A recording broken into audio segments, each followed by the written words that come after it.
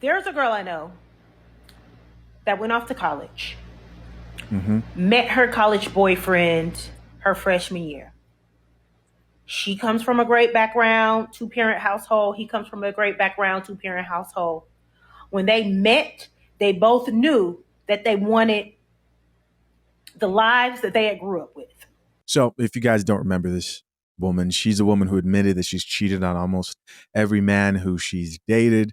And because men were typically broke, right? So she would cheat. Why did I have to mention that? Because it's going to make sense here in a little bit. Let's keep watching. Right? So they dated, they courted all through college, right? Met each other's family, Right. Talked about their dreams, their hopes, their desires for the future, what she wanted to do, career wise, what he wanted to do, all of that type of stuff. They knew that when they graduated college, they wanted to get married, they wanted to go to graduate school, they eventually wanted to have children, buy a home, all of that type of stuff. Okay. And they did all of that. They did all of that.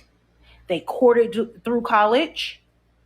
They graduated and then they got married. Mm-hmm. They went to graduate school and got their graduate degrees. They bought their home.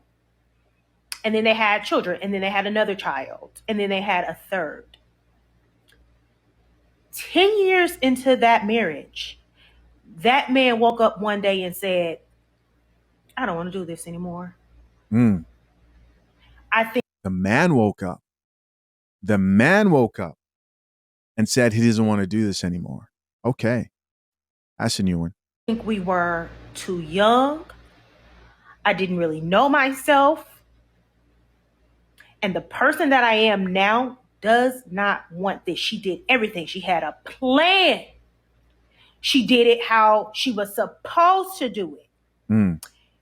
And that man woke up one day, 10 years into their marriage, 15 years after they had been together, because remember, they met their freshman year of college, and Right. told her that actually what I wanted 15 years ago, 10 years ago, I do not want now. Mm-hmm. They got a divorce. They split up their things. They split up custody. She got her child support.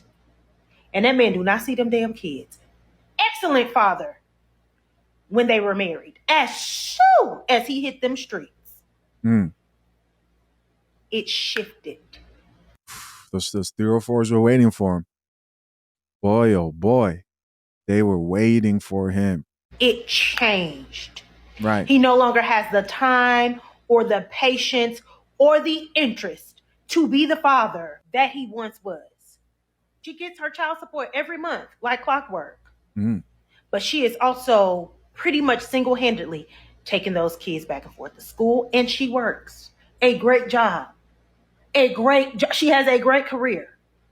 But in addition to that, she is pretty much single-handedly taking those kids to school, to practices, to after school programs, Right. helping them with their homework, parenting them single-handedly. Every once in a while, he swoop in on the weekend and take them to have some fun and then bring them back.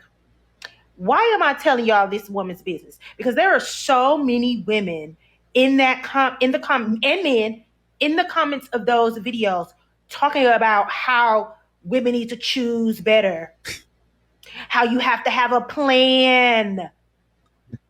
And I don't not agree with that. Uh-huh. But the point of my video and the reason I made the video was with this girl in mind. And so many, she's not the only person I know with this story.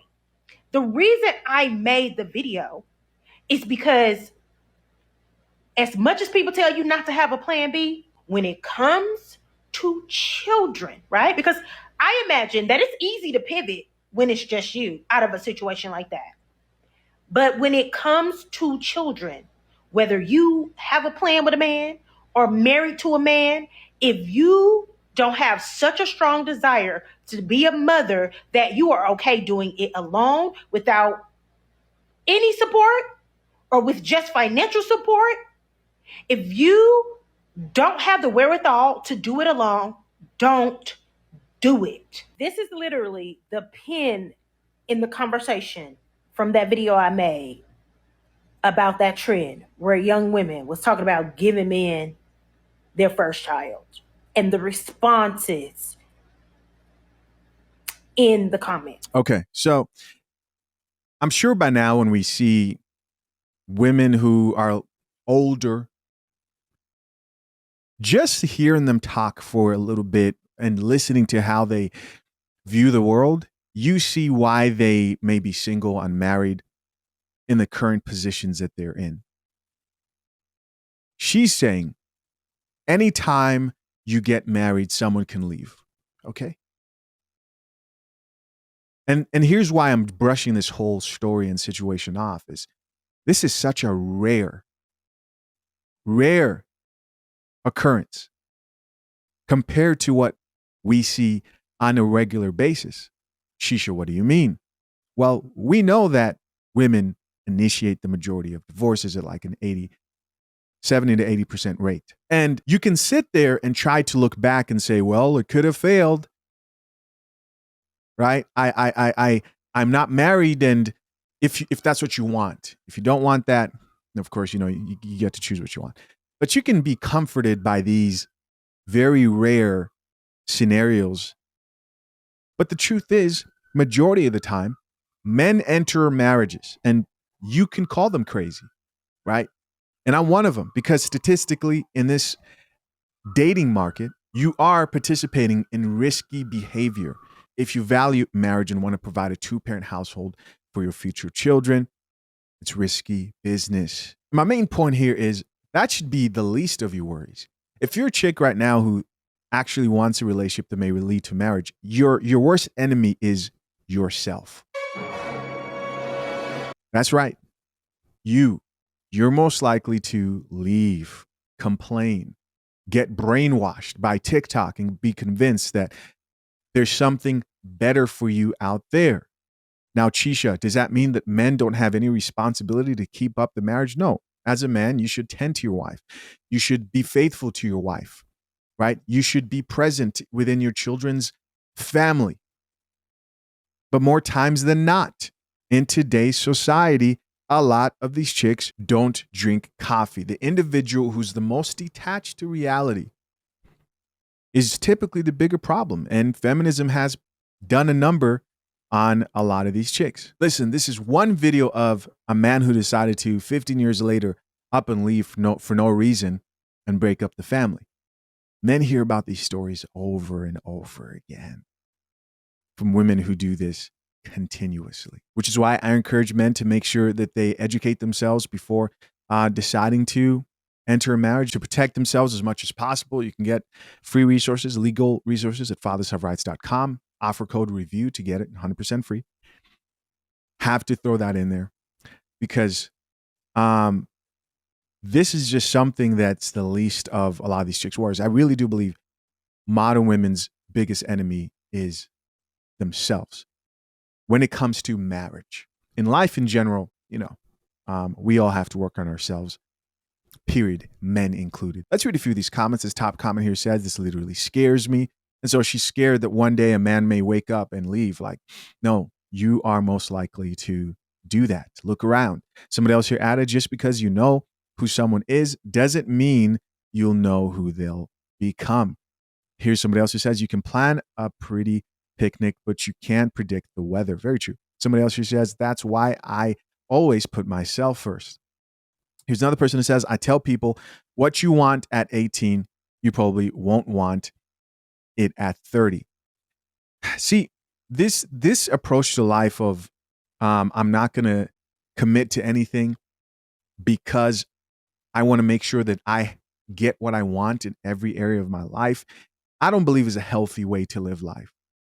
Don't you think that there are parents out there who we've seen who are overwhelmed by the responsibility of children in their lives, but they have to commit to providing those kids what they need because they decided to bring those children into this world? And they understand that. But in this society, we have videos like the last video I just released of a woman who says, I hate my kids. She just admitted, I hate my kids. Was honest with the whole world and internet, and people said, show her sympathy. Show her sympathy. At what point did we get to where a woman who brought children who did not ask to be here into this life gets more sympathy than the actual babies who were brought into this life with the mother who they're going to find out eventually that something was off. Mom hated us. You know, last point, final point. There's this verse in the Bible that goes something like, the heart is the most deceitful thing. Who can understand it? I'm paraphrasing there, but it talks about the capacity for people to be evil. You will not believe. And if you truly, truly could see people's potential, how people can go from, wow, that's a good guy, to life happening or circumstances around them changing, and you'd see them change for the worse, would probably shock most people. But the scripture pretty much talks about how, like, you can't understand how evil the heart is. And so you got to guard yourself against that. The person who you look at, whether that's a person who you're in love with or you're looking in the mirror, you have to accept has the capacity to be evil. And every day they have to choose actively to not allow the tragedies of life to turn them into something that they cannot recognize. Not a good thing. And that's something that we all have to actively do for ourselves, and remember that people can be bad. And thank goodness there are people out there who do their best to try and be good. Guys, I appreciate you all checking out yet another episode of the Coffee Pod. To my soon-to-be married or currently engaged men, remember fathershaverights.com. Get access to the #1 guide to drafting a solid and legally binding prenuptial agreement with offer code REVIEW. You get it for free. Till next time, I'm out. Peace.